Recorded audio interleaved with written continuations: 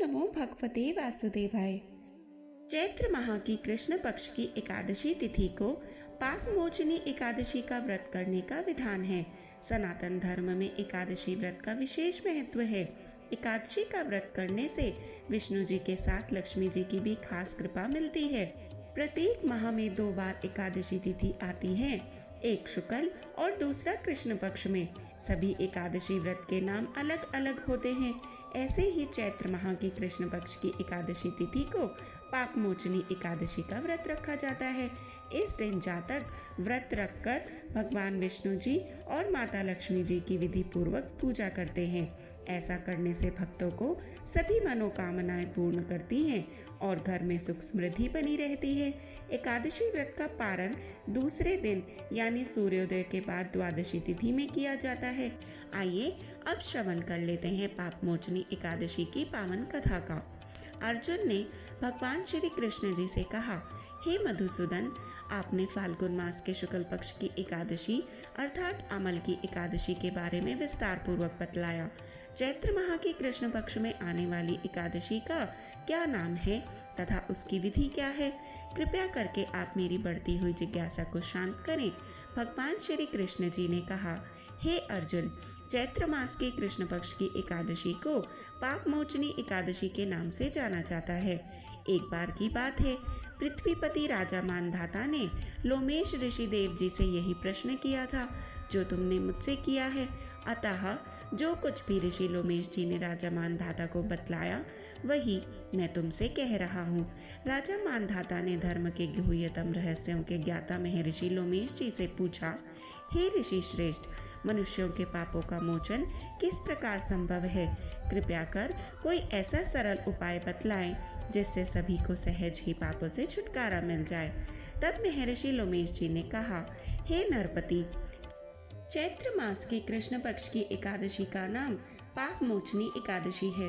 उसके व्रत के प्रभाव से मनुष्यों के अनेक पाप नष्ट हो जाते हैं। मैं तुम्हें इस व्रत की कथा सुनाता हूँ, ध्यान पूर्वक श्रवण करो। प्राचीन समय में चैत्र रथ नामक एक वन था। उसमें अप्सराएं किन्नरों के साथ विहार किया करती थी।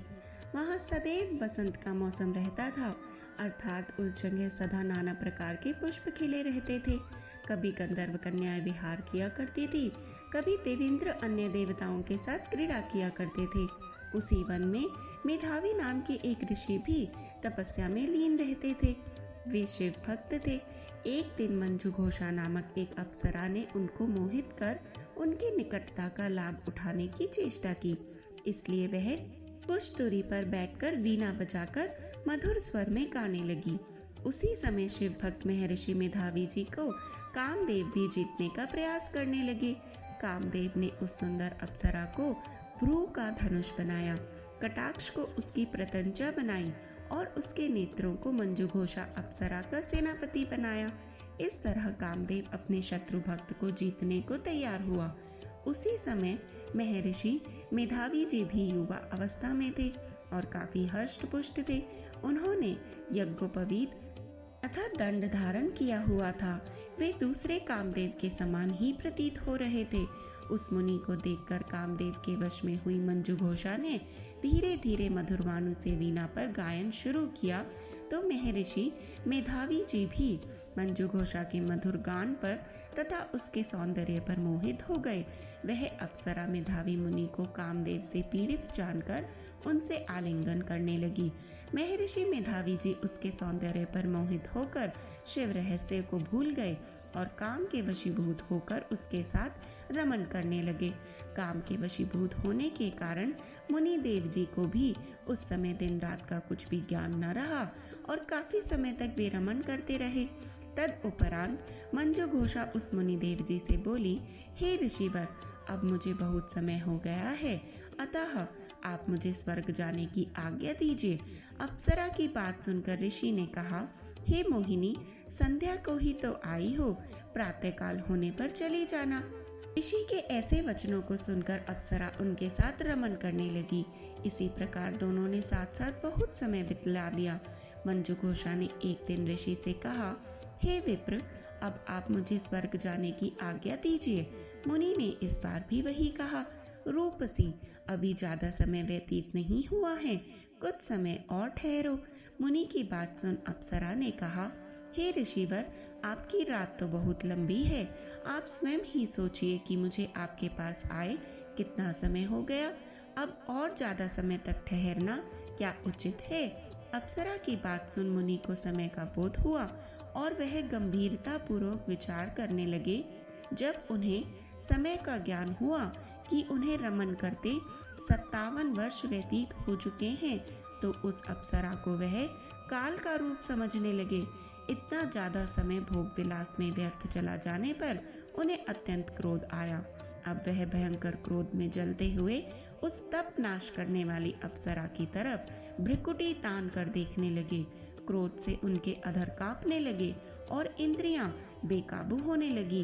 क्रोध से थरथराते स्वर में मुनि ने उस अप्सरा से कहा, मेरे तप को नष्ट करने वाली दुष्टा, तू महापापिन और बहुत ही दुराचारिणी है। तुझ पर धिक्कार है। अब तू मेरे श्राप से पिशाचिनी बन जा। मुनि के क्रोधयुक्त श्राप से वह अप्सरा पिशाचिनी बन गई। यह देख वह व्यथित होकर बोली, हे ऋषिवर, अब मुझ पर क्रोध त्याग कर प्रसन्न होइए और कृपा करके बतलाइए कि इस श्राप का निवारण किस प्रकार होगा। विद्वानों ने कहा है, साधुओं की संगत अच्छा फल देने वाली होती है और आपके साथ तो मेरे बहुत वर्ष व्यतीत हुए हैं, अतः अब आप मुझ पर प्रसन्न हो जाइए, अन्यथा लोग कहेंगे कि एक पुण्य आत्मा के साथ रहने पर मंजू घोषा को पिशाचनी बनना पड़ा। मंजू घोषा की बात सुनकर मुनि को अपने क्रोध पर अत्यंत ग्लानि हुई, साथ ही अपनी अपकीर्ति का भय भी हुआ।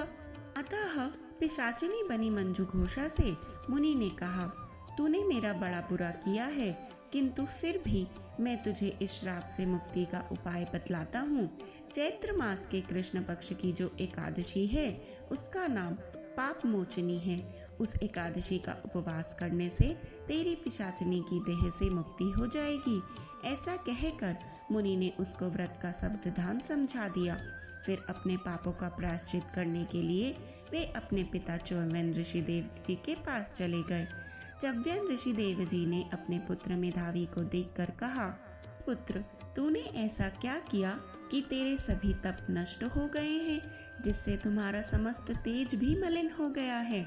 मेधावी मुनि ने लज्जा से अपना सिर झुकाकर कहा, पिताश्री, मैंने एक अप्सरा से 57 वर्ष रमन करके बहुत बड़ा पाप किया है। इसी पाप के कारण संभवतः मेरा सारा तेज और मेरे तप नष्ट हो गए हैं। कृपया करके आप इस पाप से छूटने का उपाय बतलाएं। ऋषि देव जी ने कहा, हे पुत्र, तुम चैत्र माह के कृष्ण पक्ष की पाप मोचनी एकादशी का विधि तथा भक्ति पूर्वक उपवास करो, इससे तुम्हारे सभी पाप नष्ट हो जाएंगे। अपने पिताजी च्यवन ऋषि देव जी के वचनों को सुनकर मेधावी मुनि ने पाप मोचनी एकादशी का विधि पूर्वक व्रत किया। उसके प्रभाव से उनके सभी पाप नष्ट हो गए। मंजू घोषा अप्सरा भी पाप मोचनी एकादशी का उपवास करने से पिशाचिनी की देह से छूट गई और पुनः अपना सुंदर रूप धारण कर स्वर्ग लोक चली गई। लोमेश मुनि देव जी ने कहा, हे राजन, इस पाप मोचनी एकादशी के प्रभाव से समस्त पाप नष्ट हो जाते हैं। इस एकादशी की कथा के श्रवण व पठन से 1000 गौदान करने का फल प्राप्त होता है। इस उपवास के करने से ब्रह्म हत्या करने वाले, स्वर्ण चुराने वाले, मद्यपान करने वाले, अगम्य गमन करने वाले आदि भयंकर पाप भी नष्ट हो जाते हैं और अंत में स्वर्ग लोक की प्राप्ति होती है। जय श्री कृष्ण। ओम नमो भगवते वासुदेवाय। आइए अब इस एकादशी पर किए जाने वालों मंत्रों का जप सुन लेते हैं। शांताकारं भुजगशयनं पद्मनाभं सुरेशं विश्वधारं गगनसदृशं मेघवर्णं शुभांगं लक्ष्मीकान्तं कमलनयनं योगिभिर्ध्यानगम्यं वन्दे विष्णुं भवभयहरं सर्वलोकैकनाथम्। ओम नमो नारायणाय। ओम नमो भगवते वासुदेवाय। ॐ श्री विष्णवे च विद्महे वासुदेवाय धीमहि तन्नो विष्णुः प्रचोदयात्। मङ्गलं भगवान् विष्णुः मङ्गलं गरुडध्वजः मङ्गलं पुण्डरीकाक्षः मङ्गलाय तनोहरिः। ऐसी और सर्वश्रेष्ठ कथाएं सुनने के लिए कृपया हमारे चैनल को सब्सक्राइब करें, अधिकाधिक शेयर व लाइक करें और सदैव जपते रहें। हर हर महादेव।